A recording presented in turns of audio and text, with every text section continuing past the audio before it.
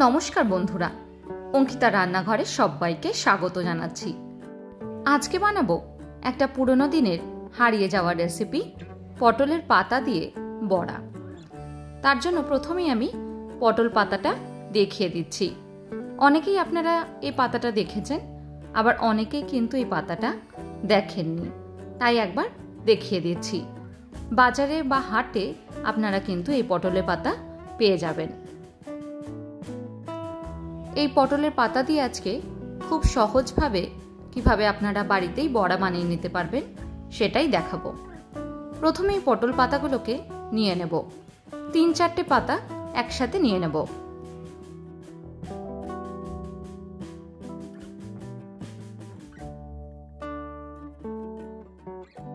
পটলের পাতাগুলোকে নিয়ে এইভাবে আস্তে আস্তে করে ফোল্ড করে নেব। আপনারা কিন্তু চাইলে বটিতেও কেটে নিতে পারেন। আমি ছুরিতে কিভাবে কাটি সেটাই আজকে দেখাবো। প্রথমেই আমি বোটাটাকে বাদ দিয়ে দিলাম। এবার এইভাবে ছুরির সাহায্যে আপনারা কেটে নিতে পারবেন।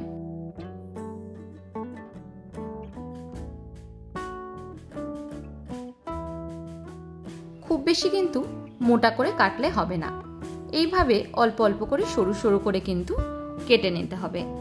এইভাবে কাটলে কিন্তু অনেকটা সময় বেঁচে যায় আর খুব তাড়াতাড়ি এটা বানিয়ে নেওয়া যায়। দেখুন, পুরো পাতাটা কিন্তু আমার কাটা রেডি হয়ে গেছে। এবার চলে যাই পরের প্রসেসে। এই পাতার মধ্যেই দিয়ে দিচ্ছি 1/2 চামচ নুন। নুনটা কিন্তু আপনারা আপনাদের আন্দাজ অনুযায়ী দেবেন। এবার খুব ভালোভাবে কিন্তু চটকে এটাকে মেখে নিতে হবে। মেখে নেওয়ার পর কিন্তু 5 মিনিটের জন্য রেখে দেব, তাতে এই পাতা থেকে যেই জলটা থাকে সেটা যাতে বেরিয়ে যায়।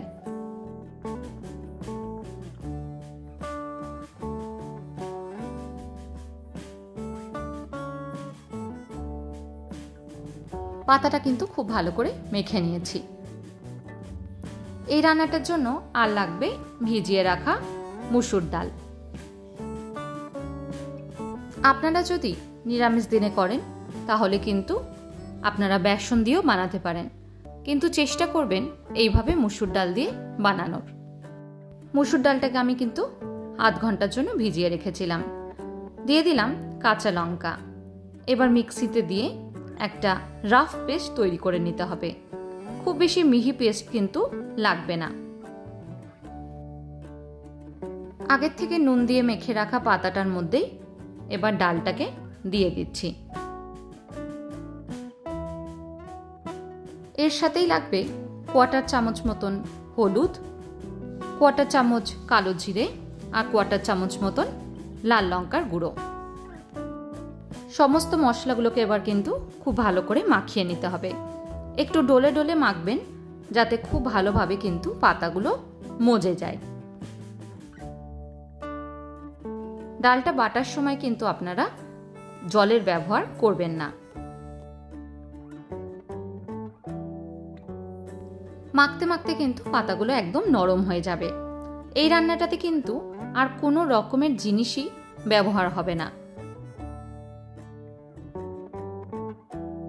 অন্যদিকে একটা কড়াইতে সর্ষের তেল আমি গরম করে নিচ্ছি বড়াগুলো ভাজার জন্য।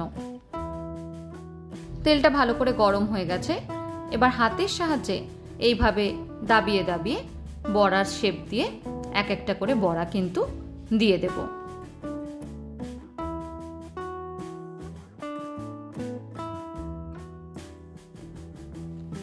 সবকটা বড়া কিন্তু এইভাবে আমি এক এক করে দিয়ে দেব। মাথায় রাখবেন গ্যাসের ফ্লেমটাকে কিন্তু একদম লোতে করে রাখতে হবে। লো ফ্লেমে যদি না রাখা হয় তাহলে কিন্তু বড়াটা ঠিক করে ভাজা হবে না। লো ফ্লেমে ভাজলে কিন্তু খুব সুন্দর বড়াগুলো সব ক্রাঞ্চি হয়। এক পিঠটা ভাজা হয়ে গেলে বড়াগুলোকে উল্টে উল্টে কিন্তু অন্য পিঠটাও ভালো করে ভেজে নেব। উল্টানোর সময় কিন্তু অল্প করে এইভাবে দাবিয়ে দিতে হবে, তাহলে ভেতর অবধি কিন্তু খুব সুন্দর করে ভাজাটা হয়। এইভাবে বেশ কয়েকবার কিন্তু উল্টে পাল্টে দু পিঠটাই বেশ লাল লাল করে ভেজে নিতে হবে। দেখুন বড়াগুলো কিন্তু বেশ সুন্দর লাল লাল হয়ে গেছে। বেশ ভালো করে কিন্তু বড়াগুলো ভাজা হয়ে গেছে। এবার একটু তেল ছেঁকে ছেঁকে সবকটা বড়া কিন্তু আমি এক এক করে তুলে নেব। এই রেসিপিটাও কিন্তু অবশ্যই একবার ট্রাই করার অনুরোধ রইল। আজকের মতন এইটুকুই, আবার দেখা হবে অন্য কোনো দিন অন্য কোনো রেসিপি নিয়ে। ততক্ষণের জন্য ভালো থাকবেন, সুস্থ থাকবেন। ধন্যবাদ।